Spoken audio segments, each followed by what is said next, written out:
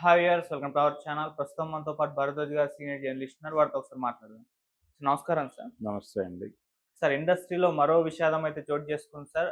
ప్రముఖ నటి, పద్మభూషణ్ అవార్డు గ్రహీత సరోజాదేవి గారైతే చనిపోయినట్టుగా వార్త వచ్చింది. ఇండస్ట్రీని, ఆవిడ అభిమానుల్ని, అలాగే సినిమా ఇండస్ట్రీని ఒక్కసారిగా దిగ్భ్రాంతికైతే గురి చేసింది సార్. ఈ నేపథ్యంలోనే ఒకసారి సరోజాదేవి గారి ఆ సినీ ప్రస్థానం గురించి మీ మాటలో ఒకసారి చెప్తారా సార్? అంటే ఆవిడ కన్నడ ఇండస్ట్రీ నుంచి వచ్చారు. ఆవిడ మొదట నటించిన సినిమా కూడా కన్నడలోనే వచ్చింది. 'కాళిదాస' అనే సినిమా.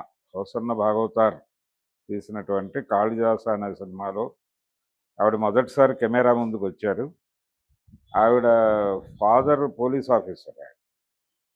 ఆయన అంటే డాటర్ ఆవిడ డాన్స్ నేర్చుకునేది, అలాగే మ్యూజిక్ నేర్చుకునేది. ఆవిడ స్టేజ్ పెర్ఫార్మెన్స్ ఇచ్చేది, పాటలు పాడేది. ఇలా ఆవిడ ఒక రకంగా ఈ లలిత కళల పట్ల అనురక్తి ఉన్నటువంటి కుటుంబం నుంచి వచ్చింది ఆవిడ. కాకపోతే ఆవిడ మదర్‌కి చాలా రెస్ట్రిక్షన్స్ ఉండేవి. డ్రెస్సింగ్ ఎలా ఉండాలి ఇవన్నీ.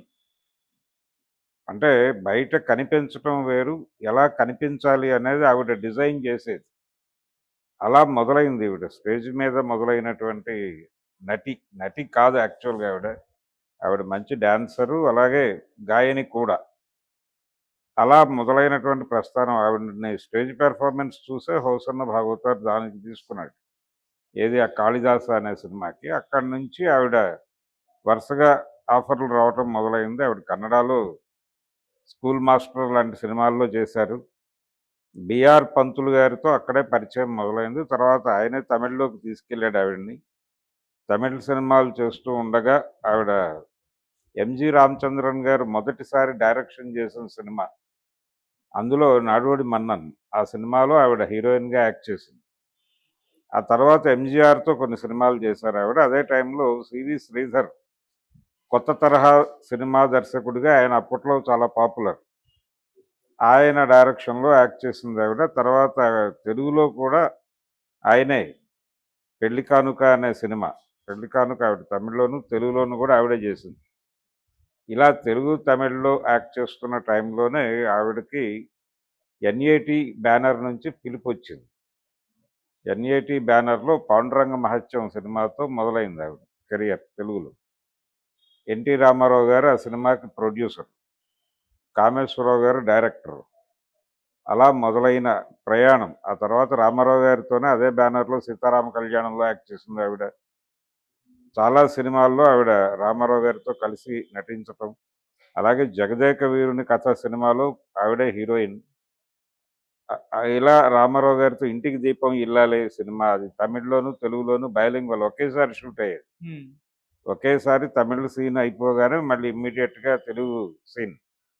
ఇక్కడ ఎన్టీ రామారావు గారి ఎమోషన్స్‌ని మ్యాచ్ చేయాలి. అక్కడ తమిళ్‌లో వేరే ఆర్టిస్ట్ చేసేవాడు, ఆయన ఎమోషన్స్ మ్యాచ్ చేయాల్సొచ్చేది. ఈ సినిమా కొంచెం కష్టంగా ఉంది అనే ఫీల్ అయ్యేది. రామన్న అని ఒక డైరెక్టర్ ఉండేవాడు ఆ రోజుల్లో. ఆయన ఇలాగే తీసేవాడు. తమిళ్, తెలుగుల్లో బైలింగ్వల్స్ చేసేవాడు. 'మంచి చెడు' అనే సినిమా తెలుగులో రామారావు గారు, అలాగే తమిళ్లో ఎంజీఆర్. అవి అలాగే ఒకే లొకేషను, ఒకే కాస్ట్యూము, ఒకే టైంలో 2 షూటింగ్‌లు జరిగేవి ప్యారలల్‌గా. ఇలా సరోజాదేవి గారే. అలా ఆవిడ ఈ తమిళ్, తెలుగు బైలింగ్వల్స్ నడుస్తున్న కాలంలో ఆవిడకి విపరీతమైనటువంటి అవకాశాలొచ్చినాయి. చాలా పెద్ద హీరోయిన్ అయింది. అలాగే అక్కినేని నాగేశ్వరరావు గారితో కూడా. ఒక రకంగా తెలుగు తెర మీద అప్పటికి ఇంకా గ్లామర్ హీరోయిన్ అనేటువంటి ముద్ర పడలేదు గానీ, నిజానికి ఆ జనరేషన్ యూత్‌ని ఈవిడ విపరీతంగా అట్రాక్ట్ చేసిన మాట వాస్తవం. రెండోది డైలాగ్స్ ఆవిడే చెప్పుకునేది. ఆవిడకి ఆవిడ మాతృభాష కన్నడ అయినప్పటికీ తెలుగు డైలాగులు, అలాగే తమిళ్ డైలాగ్ కూడా ఆవిడే చెప్పుకునేవారు. ఆవిడ డైలాగ్ డెలివరీ జనాలకి కొంచెం ఇంట్రెస్టింగ్‌గా అనిపించేది. అంటే ఇప్పటికీ మాట్లాడతారు. అంటే ఎవరైనా మాట్లాడుతుంటే సరోజాదేవిలాగా ముద్దు ముద్దుగా మాట్లాడొద్దు అని ఒక నానుడిగా మారిపోయింది. ఆవిడ డైలాగ్ డెలివరీ అంత ప్రభావం వేసింది. ఇప్పటికీ 'జగదేక వీరుని కథ' సినిమాలో ఆవిడ డైలాగ్స్ వింటే అర్థమైపోతుంది. అలాగే ఆత్మబలం సినిమాలో నాగేశ్వరరావు గారి పక్కన చేసింది ఆవిడ. అందులో కొంచెం టిపికల్ క్యారెక్టర్. జగ్గయ్య గారు కీలక పాత్ర. అక్కినేని నాగేశ్వరరావు హీరోయే గాని జగ్గయ్య గారు కీలక పాత్ర. ఆయన కాంబినేషన్‌లో సీన్స్ కొంచెం క్రిటికల్‌గానే ఉంటుంది. ఎందుకంటే ఆయన మెథడ్ ఆర్టిస్ట్ ఆయన. ఆయన పెర్ఫార్మన్స్ ముందు తట్టుకొని నిలబడగలగటం అనేది ఆయనే చెప్పుకున్నట్టుగా ఒక యుద్ధం లాంటి వాతావరణం. అక్కడ ఆవిడ గెలిచింది ఆ సినిమాలో. అలాగే ఈ చిటపట చినుకులు పడుతూ ఉంటే పాట, ఈ గ్లామర్ సైడు, అలాగే పెర్ఫార్మన్స్ సైడు 2 వైపులా కూడా ఆవిడ మార్కులు కొట్టేసేది. ఈ ప్రయాణంలోనే కృష్ణకుమారి గారు కూడా ఈవిడతో కలిసి యాక్ట్ చేసింది అందులో 'పెళ్లి కానుకలు'. ఇద్దరు హీరోయిన్‌లు. కొంచెం శోభన్ బాబు గారి 'దేవత' సినిమాని పోలినటువంటి కథ అది. అది నిజానికి ఆవిడకి బాగా ఇష్టమైన క్యారెక్టర్ 'పెళ్లి కానుక' ఆవిడ చేసిన సినిమాల్లో ఆ టైంలో. కారణం ఏంటంటే అది జస్ట్ కాలేజీ గోయింగ్ గర్ల్ క్యారెక్టర్‌గా మొదలవుతుంది. ఆ తర్వాత శ్రీధర్ గారితో ఒక హిందీ సినిమా విషయంలో గొడవైంది. రాజ్ కపూర్ హీరో అందులో 'నజరానా' అనే సినిమాలో రాజ్ కపూర్ హీరో. ఈవిడ హీరోయిన్.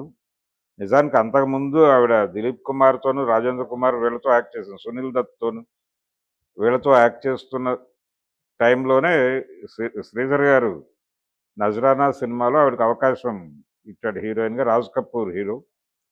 కొన్ని సీన్‌లు షూట్ అయిన తర్వాత ఆవిడతో కాస్ట్యూమ్స్ దగ్గర పెర్ఫార్మెన్స్ అంటే ఆయన అనుకున్న పద్ధతిలో చేయట్లేదు అని వివాదం మొదలై అది చిలికి చిలికి గాలివానై ఫైనల్‌గా ఆవిడ నిష్క్రమించాల్సిన పరిస్థితి కల్పించాడు ఆయన.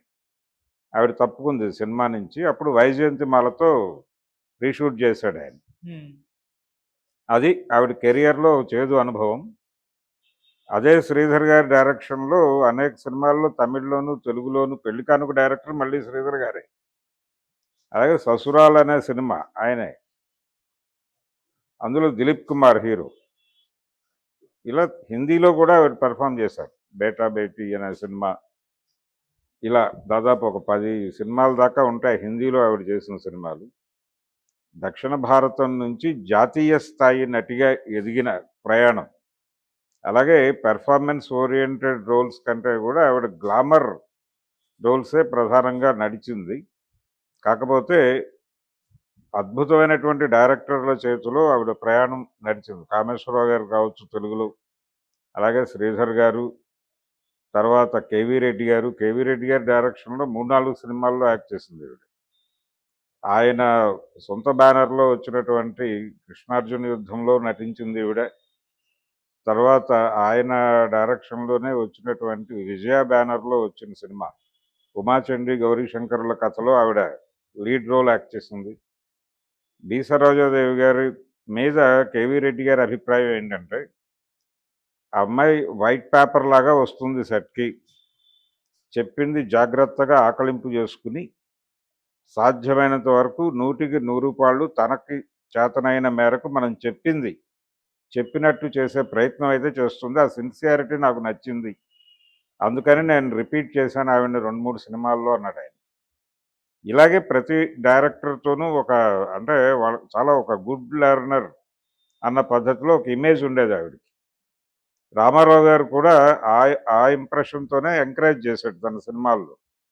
'పాండురంగ మహత్యంలో' ఆవిడ ప్రవేశించే నాటికి ఆవిడకి తెలుగు రాదు. 57 సినిమా అది. హ్మ్. ఆవిడకి తెలుగు రాదు. ఈయనేమో చాలా పెద్ద స్టారు. పైగా అప్పటికి డైలాగ్‌కి సంబంధించి ఆయన ఒక ప్రత్యేకమైన డిక్షను, విభాగం, ఆయన ప్రత్యేకతలు ఆయనకుండేవి. కామేశ్వరరావు గారు చాలా పర్టిక్యులర్ డైలాగ్ విషయంలో. ఈ సందర్భంలో ఆ సెట్‌లో కొంచెం సఫర్ అయ్యేది ఆవిడ వీళ్ళతో. అప్పుడు ఆవిడని ఆదుకున్నవాడు అట్లూరి పుండరీకాక్షయ్య గారు. ఆ సినిమాకి ప్రొడక్షన్ వ్యవహారం అంతా ఆయనే చూశాడు. అందుకని ఆయనకి ఈవిడ బాధ అర్థమైంది.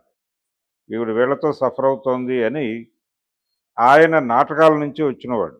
ఆయన ప్రొడక్షన్ చూశాడు. చివరి రోజుల్లో కోడి రామకృష్ణ మూలంగా 2, 3 సినిమాల్లో విలన్ వేషాలు వేశాడు ఆయన. హ్మ్. అయితే ఆ రోజున ఆయన ఇది కాదు, నటుడు కాదు. కాకపోతే రామారావు గారు తీసినటువంటి 'పిచ్చి పుల్లయ్య' సినిమాలో ఆయన ఒక పాట పాడతాడు, ఒక షాట్‌లో కనిపిస్తాడు. అలా సరదాగా ఏవో చేసేవాడు. ఆయనకి నాటకాల పునాది ఉంది. అందుకని ఆయన ఏం చేశాడంటే ఈ పాండురంగ మహోత్సవం అప్పుడు డైలాగ్ ఎలా విరవాలి, అవతల వాళ్ళు అంటే రామారావు గారు డైలాగ్ చెప్పినప్పుడు ఎలా అభినయించాలి, ఎలాంటి రియాక్షన్స్ ఇవ్వాలి దాకా ప్రతి సన్నివేశానికి ముందు ఈవిడికి ఒక చిన్న తర్ఫీదు లాంటి కార్యక్రమం నిర్వహించేవాడు ఆయన. అందుకని చాలా ఇంటర్వ్యూల్లో ఆవిడ నేను రామారావు గారితో నటించగలిగాను అంటే అందుకు పుండరీకాక్షయే కారణం అని చెప్పేది. అలా ఆవిడకి తెలుగు ఇండస్ట్రీతో ఒక అనుబంధం నడిచింది. ఆవిడకి దాదాపు 69 ప్రాంతాల్లోనే పద్మశ్రీ పురస్కారం దక్కింది. తెలుగు, తమిళ్ అలాగే కన్నడ 3 భాషల్లోనూ అగ్ర హీరోలతోనే నటించింది ఆవిడ. రామారావు గారి బ్యానర్‌లోనే కాదు, నాగేశ్వరరావు గారితో అక్కినేని నాగేశ్వరరావు గారి తొలి కలర్ సినిమా 'అమరశిల్పి జక్కన్న'లో కూడా సరోజాదేవి గారే హీరోయిన్. అలా 'రహస్యం' సినిమాలోను అంటే ఆవిడ డాన్సర్ అవటం అనేది ఒక అడ్వాంటేజ్. ఈ డాన్సింగ్ టైప్ క్యారెక్టర్స్ కొంచెం ఆవిడకి ప్రిఫరెన్స్ ఇచ్చేవాళ్ళు.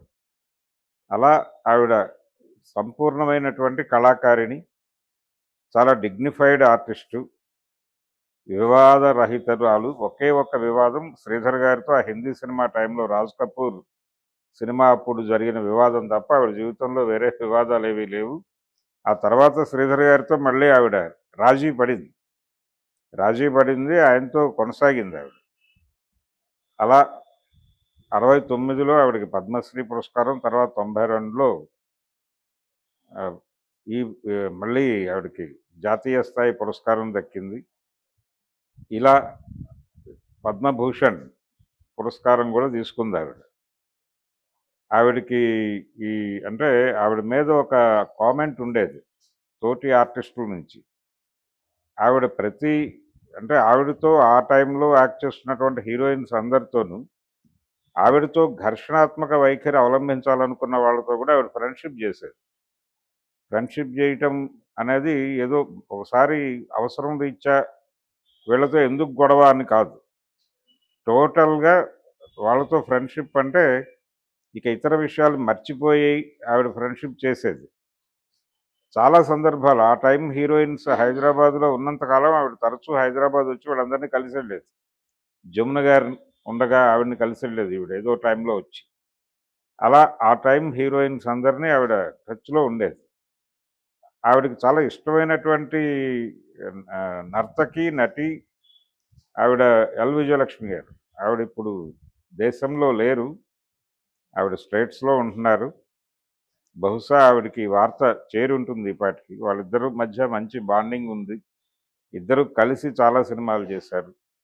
ఆవిడ ఎలా రియాక్ట్ అవుతుందనేది చూడాలి. ఈ జనరేషన్లో దాదాపుగా ఆవిడ తెలుగులో అందరూ రామారావు గారు, నాగేశ్వరరావు గారితోనే ఎక్కువ సినిమాలు చేసింది ఆవిడ. తర్వాత జనరేషన్కి క్యారీ ఫార్వర్డ్ కాలేదు. ప్రధానంగా బైలింగ్వల్స్లో ఎక్కువ చేశారు ఆవిడ. అలా ఒక డిగ్నిఫైడ్ ఆర్టిస్ట్గా ఉన్నారు ఆవిడ. తర్వాత కూడా వివాదాలు ఇవి లేకుండా, కాకపోతే పొలిటికల్ లింకేజ్ ఉండేది ఆవిడకి. వివాహం అయింది 67లోనే పెళ్లి చేసుకుంది ఆవిడ. పెళ్లి చేసుకున్న తర్వాత అదొక బిగ్ ఫ్యామిలీ, కొంచెం పొలిటికల్ ఇది ఉన్నటువంటి కుటుంబం. ఆ కుటుంబాల నుంచి అలా ఆవిడకి కొంత పొలిటికల్ ఇన్ఫ్లుయెన్స్ కూడా ఉండేది. దాంతో ఆవిడకి ఈ పురస్కారాలు చాలా వేగంగా దొరుకుతున్నాయనేటువంటి ఒక కామెంట్ వినిపించేది. అది మినహాయిస్తే సరోజాదేవి గారు తెలుగు వాళ్ళ జ్ఞాపకాల్లో ఎప్పటికీ ఆవిడ ఒక రకంగా అతిలోక సుందరే. అతిలోక సుందరి అంటే జగదేక వీరుని కథలో జగదేక వీరుడైనటువంటి రామారావు గారికి జోడీగా నటించినటువంటి హీరోయిన్. అలాగే పాండురంగ మహత్యంలో ఆవిడ చేసినటువంటి కళావతి పాత్ర ఇప్పటికీ ఆ పాటలు అవన్నీ ప్రజలకి బాగా గుర్తుంటాయి. రీప్లేస్మెంట్ లేనటువంటి ఆర్టిస్ట్ ఆవిడ. Okay sir. Thank you so much.